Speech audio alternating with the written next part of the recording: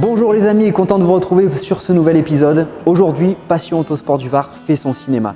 Delphine va nous présenter une voiture d'une série culte, une série américaine. On est dans les années 80, c'est une série qui a bercé mon enfance. On a tous adoré ça. Si je vous parle d'un aventurier des temps modernes, KITT, K2000, et bien tout ça c'est dans Passion Autosport du Var.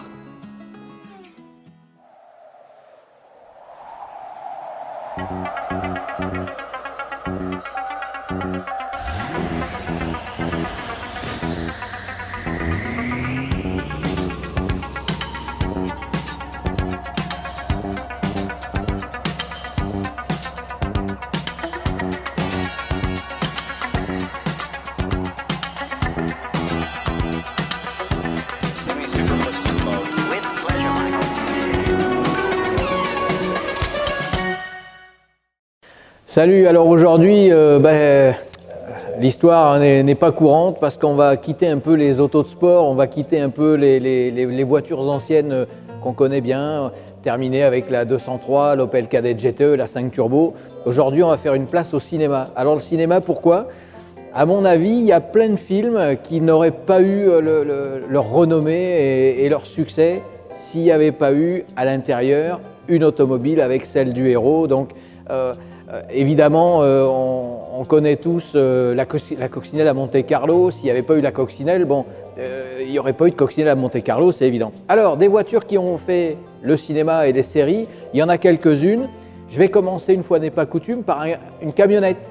Vous vous rappelez un peu du GMC d'Agence Touriste. D'ailleurs, aux États-Unis, ça s'appelait VA Team, donc l'équipe A. Alors, ce GMC, on l'a adoré. Il a fini écrasé par un bloc de clim dans le film. Enfin, ça, on oublie un peu. On a eu aussi en emblème des séries, non pas américaines, mais anglaises, la Ferrari Dino d'Amicalement Vôtre avec Tony Curtis. C'était extra. Bon, on a eu un peu plus proche de nous et en français, Enzo avec sa Fiat 500 dans le grand bleu. Enzo, ça n'aurait pas été le même s'il n'y avait pas eu cette Fiat 500 extraordinaire. Autrement, on avait un policier extraordinaire avec un film génial avec une des plus belles poursuites du cinéma. Je parle de Bullitt avec cette Mustang GT 390. Bon, on se rappelle tous de cet inspecteur de police. Il y a eu dans Bullitt aussi la voiture des méchants, c'était la Dodge Charger. Évidemment, les méchants n'étaient pas en 2 chevaux, il fallait une voiture imposante, il fallait une voiture noire. Et c'est vrai que cette Dodge Charger qu'on a revue après en orange avec le drapeau des Confédérés, vous vous souvenez de la belle Daisy dans Shérif fais-moi peur, c'était génial. Bon, les autos, on en connaît. Dans les européennes, on a eu les Mini avec l'Orse-Bar, ce film incroyable avec les Mini qui descendent dans le métro en Italie après avoir fait un casse. Et puis, on a eu Christine, cette voiture qui était, plus que jalouse puisqu'elle tuait les copines du propriétaire. C'était vraiment génial, cette Plymouth Fury. En France, on a eu la DS de Fantomas. Rappelez-vous, cette DS qui prend son envol. Ça a fait beaucoup pour ce film extraordinaire. Et autrement, on a eu Mad Max aussi avec cet Interceptor. Bon, vraiment, les voitures ont fait le cinéma. Les voitures ont fait les vedettes. Et puis, on a tous le souvenir, par exemple, de Magnum et de sa Ferrari 308. Si Magnum avait été en Méhari, ça n'aurait pas été du tout la même chose. Et la Méhari, ben oui, rappelez-vous un peu, Louis de Funès avec les gendarmes de Saint-Tropez et la 2 chevaux. Bon, on ne peut pas séparer ces souvenirs qu'on a de séries, ces souvenirs qu'on a de films, des voitures qui ont été vraiment des acteurs à part entière. Alors aujourd'hui, on en a une qui parle, on en a une qui nous fait un peu de lumière, je ne sais pas si vous voyez un petit peu, et puis on a un petit bruit. Vous n'allez pas tarder à faire connaissance avec cet objet incroyable. Je vous souhaite bien du plaisir, et puis d'un coup, là, on repart en 86. On est jeunes les enfants. Allez, à vous, et puis bon reportage.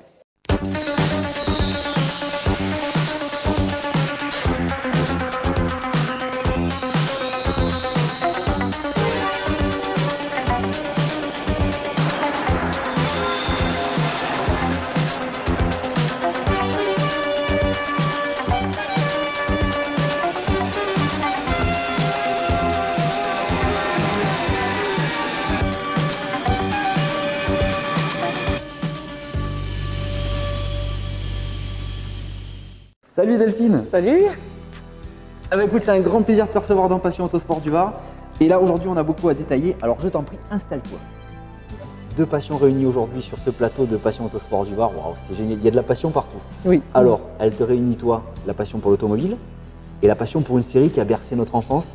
Une série sortie aux États-Unis de 1982 à 86, arrivée en France en 86 sur une chaîne qu'on ne citera pas. Hein. Et une autre chaîne a pris le relais, a fait de la rediffusion dans les années 90, où là, on a peut-être eu l'occasion d'un peu plus suivre parce qu'on n'était pas adolescent, mais dans un âge de peut-être regarder un peu plus ces séries. Oui. Donc, on va parler bien sûr de K2000. Comment t'es venue, toi, cette passion?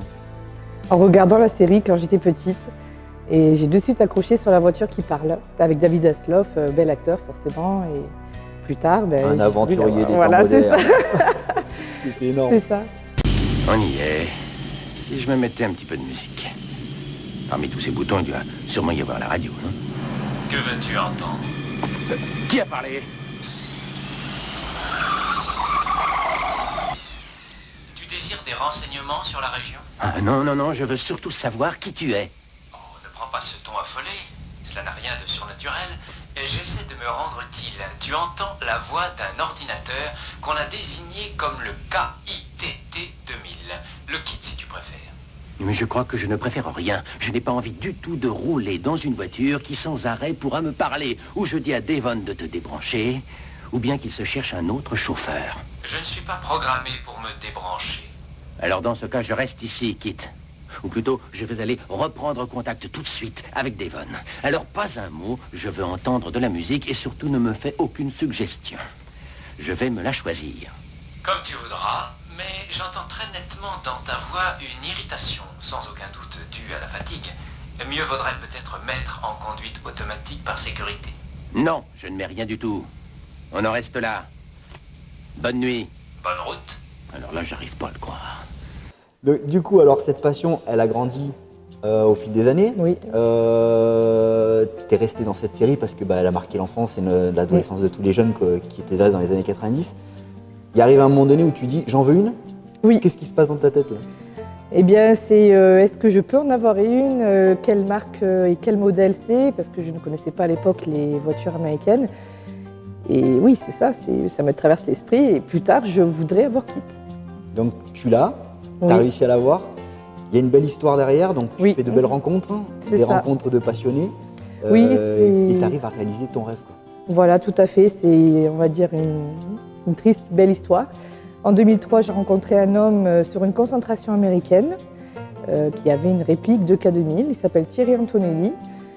Grâce à cet homme, j'ai pu découvrir la marque et le modèle du véhicule, donc la Pontiac Trans Am de 82. Et il m'a expliqué au fil du temps comment on pouvait avoir une réplique de K2000. Donc j'ai acheté ma première Pontiac que j'avais à peine 20 ans et j'avais pour projet d'en faire une K2000.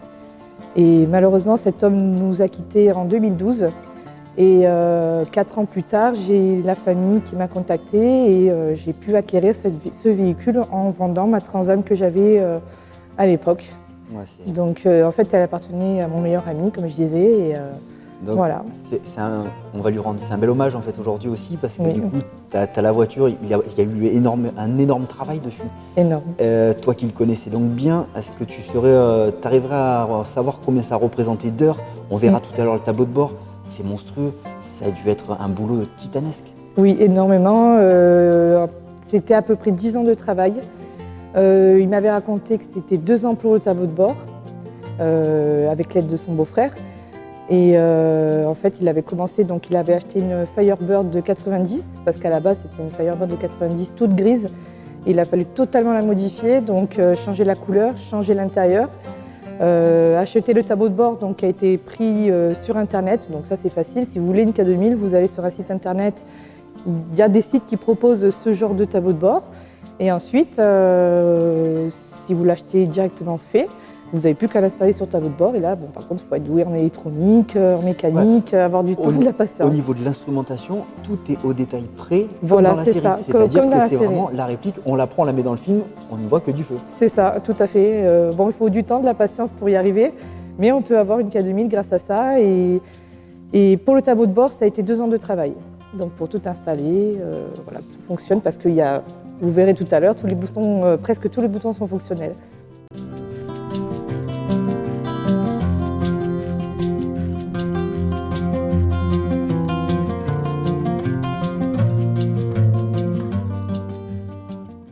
Alors cette voiture, tu dois faire un carton quand tu vas sur des concentrations. Oui, c'est sûr qu'il faut s'y habituer parce que quand on a autant de monde qui vient autour de la voiture, c'est waouh, c'est pas évident. Et tout à l'heure, tu nous feras même une démonstration. Elle parle à sa propriétaire. Ça, c'est beau. Ça, oui. J'ai fait en sorte de pouvoir faire parler la voiture parce que c'était le seul petit point qui manquait sur la voiture. Et donc du coup, ça m'a pris 3 jours de travail, mais la voiture peut parler, je peux même lui parler, elle me répondra. On regardera aussi un détail qui est énorme, c'est le volant. Alors ce volant, il faudra que tu m'expliques. Je monterai tout à l'heure avec toi et tu vas me montrer comment tu conduis. Oui, comment on tourne. Parce que alors, waouh, c'est impensable. C'est inimaginable d'avoir un volant comme ça. Oui. Donc j'imagine sur autoroute, ça doit être nickel, mais à Courchevel, tu vas avoir quelques problèmes. Oui, c'est ça. Non, mais on s'y habitue très vite. Bon écoute, en tout cas c'est vraiment un grand plaisir de vous recevoir avec ton époux qu'on va voir tout à l'heure, qui va détailler vraiment l'aspect technique de cette voiture avec Laurent. C'est vraiment un grand plaisir de vous avoir, ça change de ce qu'on a l'habitude de faire, c'est aussi un hommage par la même occasion à votre ami et je pense qu'il en est super fier que vous l'ayez gardé. Voilà, je pense à lui tous les jours et j'embrasse aussi sa famille énormément parce que voilà, c'est un grand honneur pour moi d'avoir ce genre de véhicule. En plus, elle appartenait à mon meilleur ami, donc c'est vraiment quelque chose pour moi. Et voilà, c'est... Surtout que là, tu connais vraiment l'histoire, tu connais la voiture, tu sais comment elle a été faite. C'est pas comme si tu avais fait faire la voiture par quelqu'un. Voilà, c'est une histoire. Au-delà de la passion, il y a un petit bout d'histoire derrière. Ça, voilà, cool. c'est ça. Allez, c'est parti. Écoutez, on va continuer ce reportage parce que moi, j'ai envie de l'avoir. Un aventurier des temps modernes. Take it easy. Don't let the sound of your own wheels drive you crazy. Lighten up while you still can. Don't even try to understand. Just find a place to make your mind. I'm gone to Carolina. Can't you see the sunshine?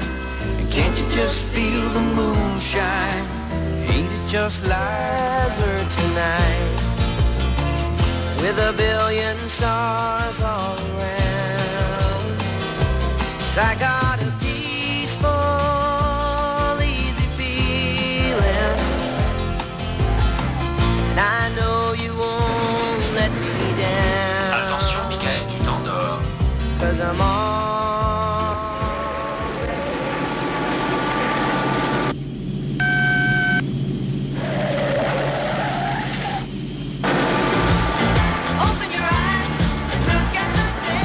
T'as vu ça? Quoi? Le type là, il a l'air de dormir. Oui, tu rigoles? Vas-y.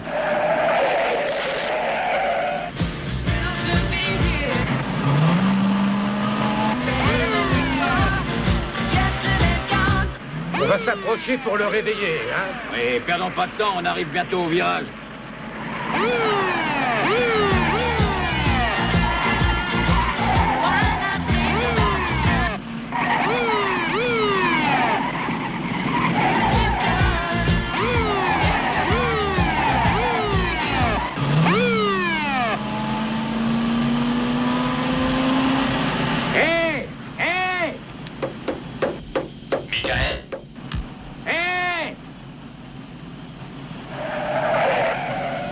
Qu'est-ce que c'est? Mais qu'est-ce qui se passe? C'est la police? Tu t'es endormi au volant. Puis-je rappeler que la surdité partielle est un bon moyen d'aborder la police? J'ai le choix des armes. Je suppose que nous roulions de travers. Oh, pas du tout. Je sais conduire. Et à l'avenir, pour plus de confort, pense à mettre un coussin entre ta tête et la glace. Je suis Michel, agent fédéral de la police de Passion-Autosport du Var. Je viens d'arrêter un drôle de personnage avec une voiture qui m'a pas l'air d'origine. Je crois que je vais faire le tour avec lui et on va en parler un peu plus sérieusement. Comment vas-tu? Ça va et toi? Ouais, très bien. Alors, cette voiture, écoute, qu'est-ce que c'est que ce truc de ouf? Ce truc de ouf, à la base, c'est une Pontiac quand même. C'est une Pontiac Firebird, c'est ça? Donc, pas tout à fait, Pas t'en tout es à pas fait. très loin, effectivement, c'est une Firebird. En fait, c'est dans sa déclinaison Trans-Am, donc la version la mieux équipée, normalement là aussi la mieux motorisée. C'est un véhicule qui est sorti en 1982 dans cette forme-là. Dans la forme précédente, elle avait cette tête-là, pour ceux qui veulent la voir, ou que ceux qui la connaîtraient, ce serait plutôt Smokey and the Bandit. Donc là, attends, mais là, il y a une modification de malade là sur la voiture. Ah oui, il y a eu de la modification, bien sûr. Comme je dis, elle n'est pas d'origine, là c'est un truc... Non, c'est pas d'origine. En fait, la Trans-Am, donc, qui est sortie en 82 sous cette forme-là, donc la troisième génération, n'était pas équipée de ce genre de museau, n'était pas équipée de ce genre de tableau de bord, n'avait pas les blackouts à l'arrière. Pour le reste, c'est à peu près cohérent avec la voiture de l'époque. En fait, est-ce que tu sais d'où est venue l'idée pour Glenn Larson de prendre cette voiture pour faire la série K2000? Pourquoi ils ont choisi une Pontiac Trans-Am? Dis-moi tout. En fait, explique-moi un peu Glenn Larson, qui avait un script qui décrivait un chevalier solitaire, qui décrivait une voiture avec plein de choses, cherchait le véhicule adapté à ça. Il a cherché, et puis il a eu le coup de bol, ou le coup de malchance pour Pontiac en fait, en l'occurrence, mais le coup de bol, c'est qu'il y a un train, en sortant des usines Pontiac, qui déraille. Donc il y a eu un certain nombre de voitures abîmées. L'assureur, lui, n'était pas content. Un assureur, c'est pas fait pour perdre de l'argent. Lui, il veut en gagner. Donc Glenn Larson est allé racheter le lot de voitures du train qui était potentiellement abîmé, en se disant de toute façon, dans le cinéma, une voiture, on en voit un petit bout, on voit un petit bout du museau, on voit un petit bout de l'arrière, on voit le dessus, on voit comme le ils l'ont dessous. modifié Donc en fait, carrosserie, même si elles étaient un peu abîmées. Même si elles étaient un peu abîmées, c'était pas un gros problème. Et puis surtout, des voitures pour faire une série de cinéma ou une série de télévision, il en faut énormément. Et ouais, parce qu'ils en cassent. On en casse, on en coupe dans le sens de la hauteur pour pouvoir la mettre sur un plateau, pour pouvoir la remorquer, on en coupe, on les abîme. Donc le fait d'avoir plein de voitures, plein de morceaux de voitures valides, ça a permis en fait à cette époque-là aux gens de pouvoir travailler et donc travailler une voiture. À moindre coût. Après, derrière, la Trans-Am, quelque part, c'était le véhicule élitiste, c'est un véhicule de grande série, mais c'est un véhicule... Oui, c'est un peu comme les Mustangs, tout ça, aux États-Unis, c'est la voiture un peu à Monsieur Tout-le-Monde. C'est la voiture à Monsieur Tout-le-Monde, mais la déclinaison Trans-Am, c'est la version la mieux finie, donc ça les aide un petit peu. Donc, pour modifier la voiture, sur l'arrière, ils n'ont pas fait grand-chose, ils ont fait un blackout, c'est-à-dire qu'en fait, ils se sont contentés de mettre une plaque de plexi pour cacher les feux, pour lui donner cet aspect sombre. C'est juste ça qu'il y a eu dessus. À l'arrière, il n'y a rien d'autre. D'accord. On est avec l'aileron d'origine, on est avec le pare-choc d'origine. Il y a juste cet aspect noir là qui fait voilà, un peu ce blackout. Voilà. Les enjoliveurs. Les enjoliveurs, ce sont ceux d'origine. Ils sont comme ça en 82. Ils ont disparu très rapidement du catalogue de Pontiac. Mais les jantes Turbo Wheel 82, les enjoliveurs, la seule différence pour les accessoiristes à l'époque, c'est qu'ils avaient enlevé le petit sigle Pontiac que l'on voit actuellement sur cette voiture, sur les enjoliveurs. Le reste de la voire reste cohérent, avec les ouïes sur les ailes à l'avant, le capot donc avec la bosse dessus, bosse Trans-Am de 82 à 84. Et toi, tu as le gros moteur dedans dans celle-ci? Donc dans celle-ci, malheureusement, donc notre amie, comme Delphine l'a expliqué tout à l'heure, non, elle n'a pas le gros moteur. Elle n'a pas le V8. Elle n'a pas un V8. En fait, notre ami n'avait pas beaucoup d'argent lorsqu'il a commencé son projet. Il est parti d'une base d'une Firebird, d'une Firebird 90-91, qui était donc la fin de la troisième génération. Et donc, en fait, cette voiture, malheureusement, n'a qu'un petit V6, ce qui suffit largement aujourd'hui. Mais ça veut dire aussi qu'il a dû transformer cette Firebird de la fin de la troisième génération en Trans-Am du début de la troisième génération. Il y a eu des modifs sur le capot. Donc le capot, le capot, oui, là, juste que la bosse, il a fait d'autres modifications. Il a dû la modifier. Il a dû modifier. Donc il avait un carrossier qui touchait quand même assez bien sa bille. Il a dû modifier son capot. Il a aussi ajouté les ouïes sur les ailes, parce que sur une Firebird, il n'y a pas d'ouïe sur les ailes.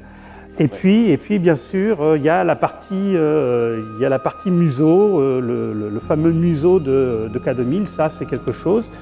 Donc c'est pareil. Ça a été bien respecté, parce que les phares, on les voit sur la photo qu'on a de l'origine, c'est ça, c'est exactement ça. Ça y ressemble, ça y ressemble. Il a quand même quelques particularités, c'est-à-dire qu'en fait, le museau, il l'a moulé sur le museau d'origine de sa Firebird, C'est pour ça qu'il n'a pas exactement la même forme que il dans est la pas série. tout à fait pareil. Mais pour Moi, je vois les pas la puristes, différence.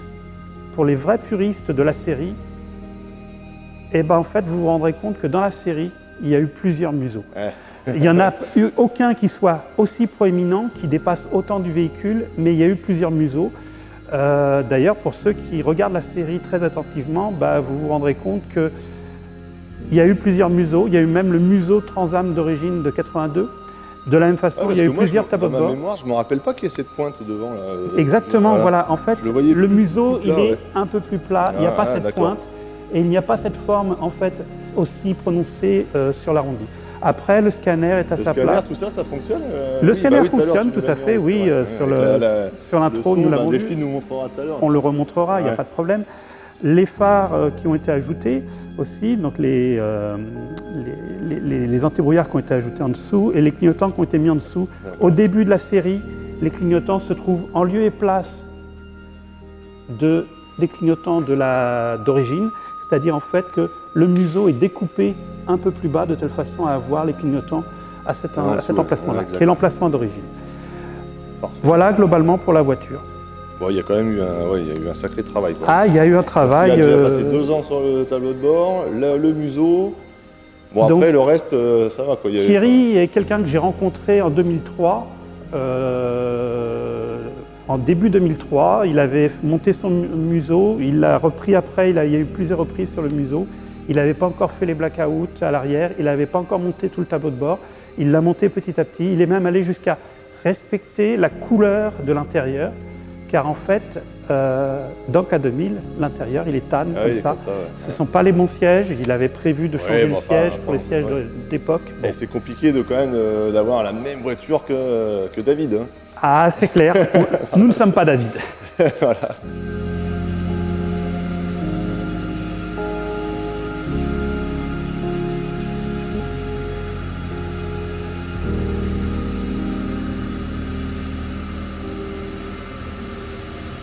Delphine, elle est là, Kit. Elle parle? Oui, bien sûr. Alors, Kit, tu veux bien te présenter? Oui, monsieur. Tu entends la voix d'un ordinateur qu'on a désigné comme le KITT 2000. Le kit, si tu préfères. Merci. C'est excellent, j'adore. Salut Kit, moi c'est Matt, hein. Très enchanté de te faire ta connaissance. Hein. Mais voilà. C'est trop bon. Alors pareil, on retrouve sur le devant le scanner, on est plongé dans la série, là, dans le film. Delphine, tu vas m'emmener faire un tour parce qu'il y a plein de petits trucs dedans qu'on va voir. Il y a des petits boutons qui sont fonctionnels, quasiment tout marche. Oui. Avec plaisir. Moi ce soir, je vais m'appeler David Hasselhoff. Allez. Voilà. Un chevalier solitaire, montant sa monture. C'est pas ça, mais c'est pas grave.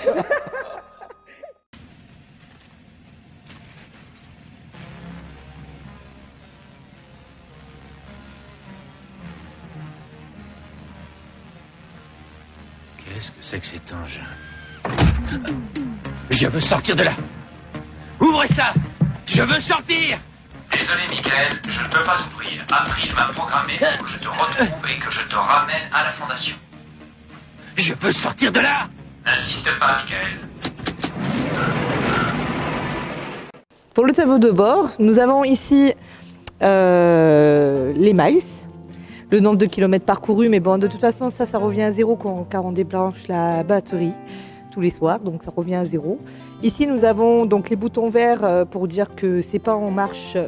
C'est vrai ça aurait pu être l'inverse, mais c'est pas grave. Donc, par exemple, on a le clignotant gauche, le clignotant droit. Nous voyons que, là, par exemple, j'allume le clignotant droit. Hop, on peut remarquer ici que les clignotants sont en fonction. Donc, ça devient rouge quand ça fonctionne et vert quand ça ne l'est plus. Ici, au milieu, nous avons le voice box. C'est ce qui permettait à Kit de parler, en fait, vous savez, avec le petit voyant rouge. Bon, ici, il faut qu'on trouve le moyen de le faire refonctionner. Sur la droite, ici, on a les contours qui sont fonctionnels aussi quand on roule. Ici, le niveau de la batterie. Donc là, c'est bon, on a une bonne batterie bien chargée. Ici, on a la température d'eau, la pression d'huile tout en bas et au centre. Non, c'est la température d'eau au milieu, la pression d'huile en bas et la batterie en haut. Ici, ce sont juste des boutons factices pour dire que la voiture est en marche. Et sur notre droite, ici, nous avons des petits boutons qui clignotent, pareil, pour dire la température. Alors là, c'est la batterie, température d'eau et pression d'huile. tout en bas. Et ici, c'est le nombre de gallons, parce que c'est pas en litres pour l'essence, c'est en nombre de gallons. Donc là, 3, il va falloir refaire le gallon avant de partir. Enfin, l'essence plutôt, je veux dire. Ici, nous avons la console centrale, des boutons sont factices. Il n'y a que celui-ci qui est fonctionnel, ce qui permet de démarrer, enfin d'allumer plutôt le tableau de bord sans la clé de contact. Donc là, on peut éteindre, le tableau de bord s'éteint. Et au-dessus, nous avons le plafonnier avec tous les boutons fonctionnels ici, juste en dessous. Donc qui permet d'allumer la CB par exemple, le GPS. Nous avons aussi la radio, les feux avant, etc., etc. Et par exemple, si j'appuie ici, nous avons ici les satellites qui s'allument. Donc là, c'est pareil, c'est du bouton fonctionnel, pas fonctionnel, mais factice, je veux dire. Et c'est ce qui permettait dans la série de faire fonctionner à kit un turbo boost, le scanner, par exemple. Bon là, je montre au hasard, mais ça doit être c'est écrit dessus. Hein. On a toutes les fonctions de kit. Elles ne sont pas fonctionnelles.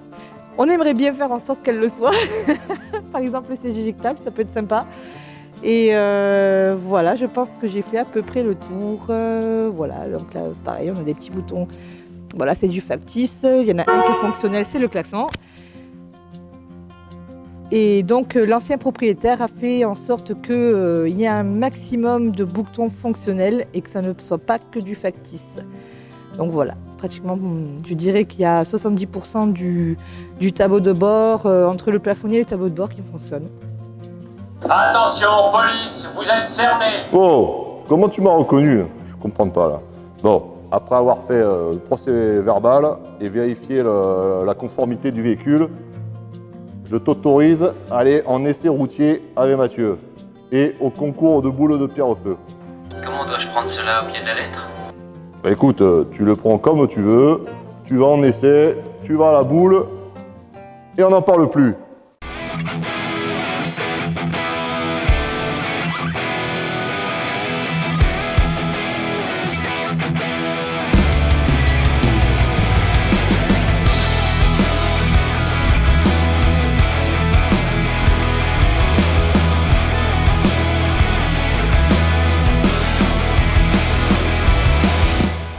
Ce qui m'impressionne sur cette voiture, c'est le volant. Alors le volant, mais quand on le voit, le volant, on se dit mais c'est inimaginable de conduire comme ça. Alors toi, tu as pris le coup de main, donc voilà, on est sur une droite, donc pas de soucis. Donc voilà, de toute façon, prise de volant forcément comme ça. Bon après, pour les plus cool comme ça ou comme ça, mais bon voilà, c'est vrai que j'ai tendance à le tenir bien en main parce qu'il est quand même bien fluide. Et sinon, bon là, c'est vrai qu'il n'y a pas de virage pour vous montrer, mais il ne faut pas être trop grand parce qu'on peut très vite toucher les cuisses ici. Donc, ouais, parce qu'il est beaucoup plus large, voilà. beaucoup plus long qu'un volant traditionnel. Voilà, donc quand on fait des créneaux, quand on doit tourner intégralement le volant, c'est vrai qu'il faut vraiment que je tende les jambes, sinon j'ai le volant qui peut toucher les cuisses.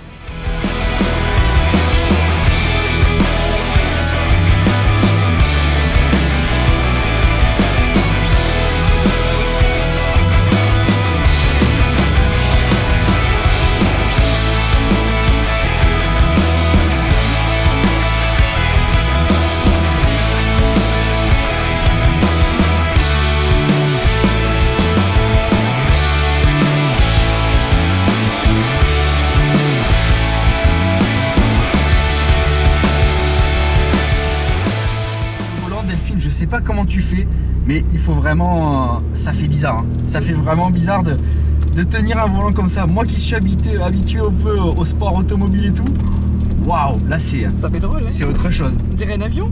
En tout cas, écoute, le petit tour qu'on a fait tout à l'heure, il était excellent parce que la voiture est très confortable. C'est sûr que c'est peut-être pas une voiture pour faire que de la petite route, hein. Ça doit être un peu plus galère. Mais c'est vachement agréable. J'aime bien, comme je te disais tout à l'heure, les boîtes automatiques d'américaine. C'est bien étagé, c'est précis, ça donne pas d'à-coups. C'est extraordinaire. Et merci de me faire vivre un rêve de tout petit parce que du coup, je pourrais dire, je suis dans la peau de David Hasselhoff là. Oui. Le beau David. Bon, j'ai pas son physique. Hein. Allez.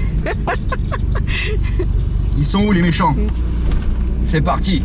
Kit, est-ce que tu es prêt? Nous avons Laurent et François devant. Interceptor. Propulsion.